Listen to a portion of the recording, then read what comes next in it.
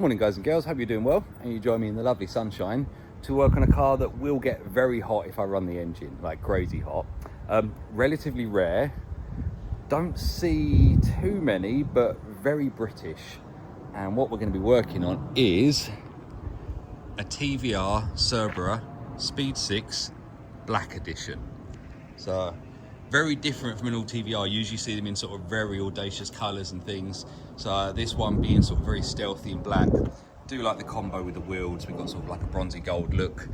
Interior wise, we should have that sort of creamy colour system in it. So all looking very good. A few bits and pieces, and we've got some good plans on this one. So won't be a mega build, although we are doing some fiberglassing and some other bits and pieces. So basically we're going to go for focal speakers all the way throughout, slimline 10-inch focal in the back in that little pocket piece that you saw a second ago, change the stereo and get an amplifier in there. So it should be a good fun job.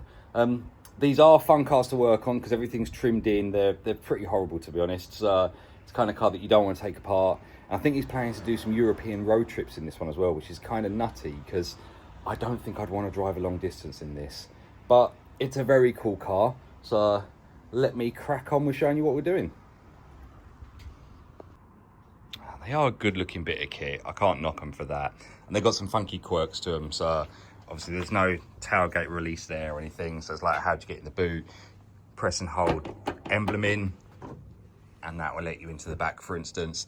The front's a funny one as well. There's a little twist dial inside, so you can actually open the bonnet up. And like the doors, for instance, there's nothing on the doors. You get a little popper under here, press and hold that, and that pops the door open. So they've got some cool features.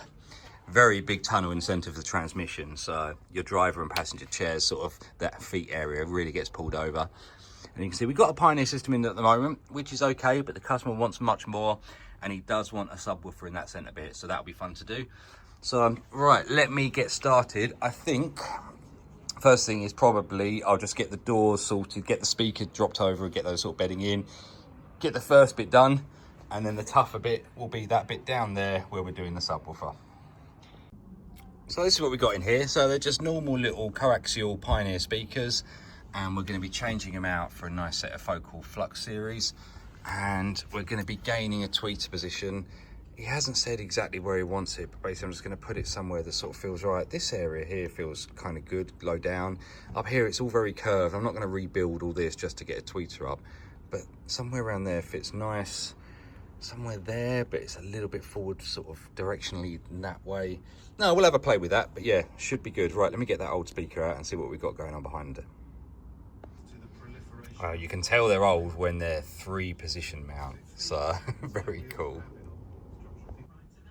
First part of a smart little upgrade, and I think the tweeter works lovely up in there.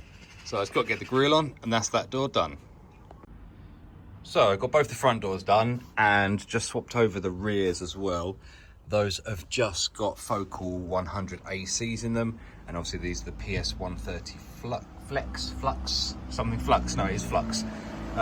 So the next stage, inside this little cavity bit at the back here, we have got to put in a subwoofer. I've gone in for a 10-inch slimline focal flux subwoofer. So I kind of just need to make this front area first, then I can start bonding that to the fiberglass part that I'm going to do inside there. So it should be a bit of fun and games, but not too bad. I guess the first thing is to get a nice sculpted piece of wood that's going to fit in here and pick up all these contours, and that will give them a front plate, and then I can start working back from that. It's flax, Neil. Get it right. It's flax. Well, I do like making things tough myself. That only just fits in. The other option is to drop down to an 8, but for bass, you kind of want to be... 8s are too high frequency. They're quite punchy, and this is the only sort of low bass. We've only got small speakers in the back and in the front. So I'm going to make this work, but it isn't going to be easy. The chairs in the corners, they just grip in ever so tight. But I will, well, I've told the customer this is what I'm doing, so this is exactly what I'm going to be doing. Nicely, TVR have already built half of it for me, but sadly it doesn't mean it's going to be any easier, but this is sort of like a a shell bit that comes out. I should probably use 2 hands because I need to flex it in a bit. But that whole bit comes out, which gives me sort of like the back bit to work from. So let me get that out and I'll show you.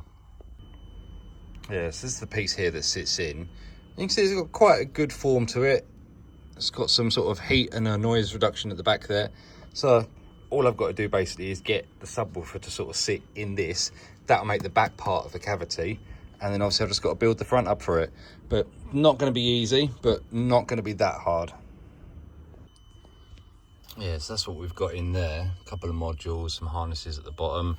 There's an annoying bit here which is in the way, but I guess that's the bit that drops down there for that little detail, for the little shelf piece, which means I can't pull straight. I'll have to sort of form that. These bits here are the main issue, is that they're rock solid. So it's not like I can maneuver that. And I don't want to cut anything on this, because then that's cutting the chair. And in the future, if everyone wants to go back, then you'll have to reupholster the whole chair. So, but everything else in there should be good for a sub. So to power up our system, we got the lovely 5-channel amplifier that's basically going to be driving all 4 speakers and also the subwoofer. Good brand, Rockford Fosgate, never had a problem with them. You see in the super builds that we did a load of Rockford Fosgate stuff.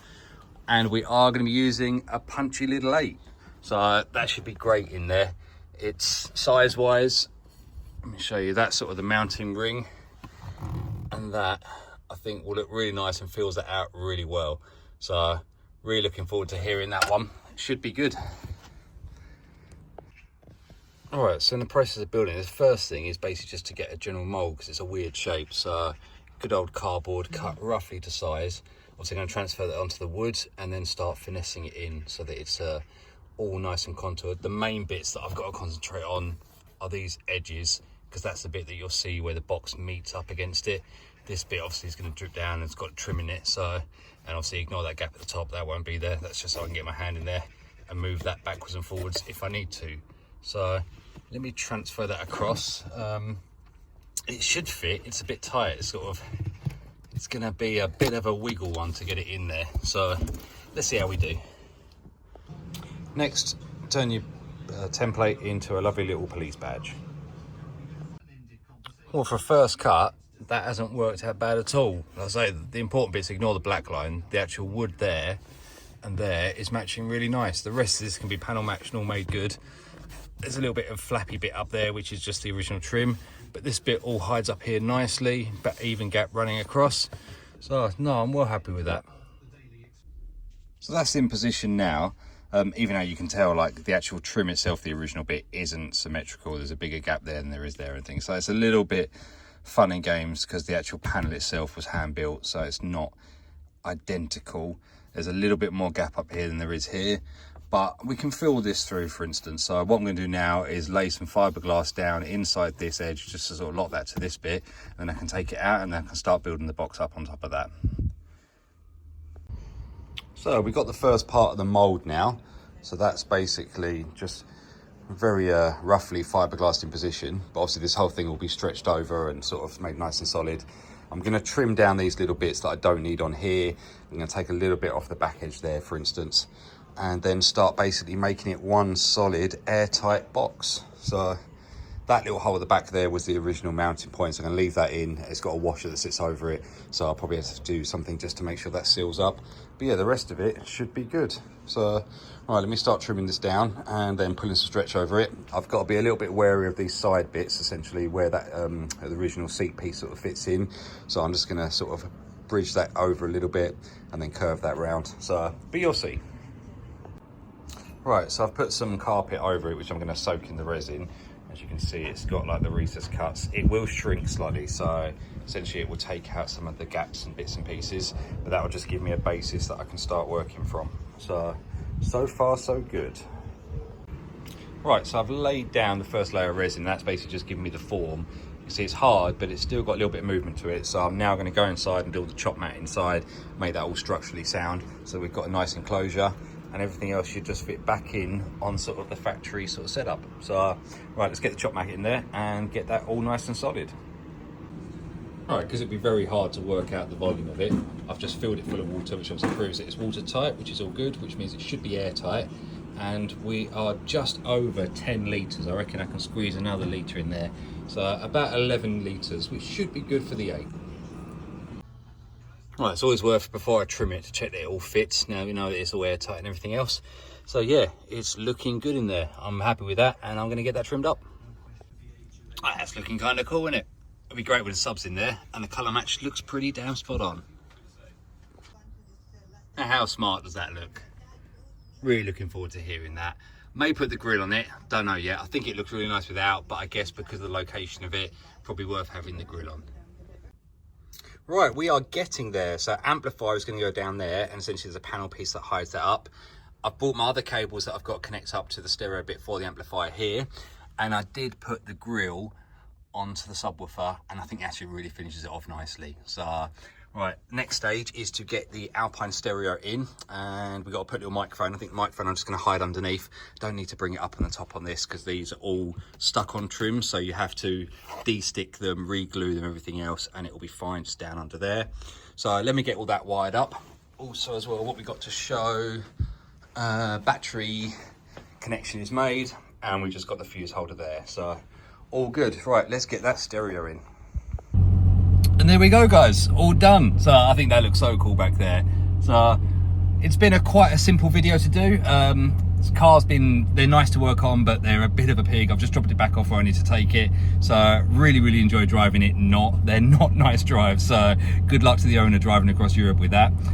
Anyway, guys, I hope you've had a great time watching it, and I will catch you on the next one.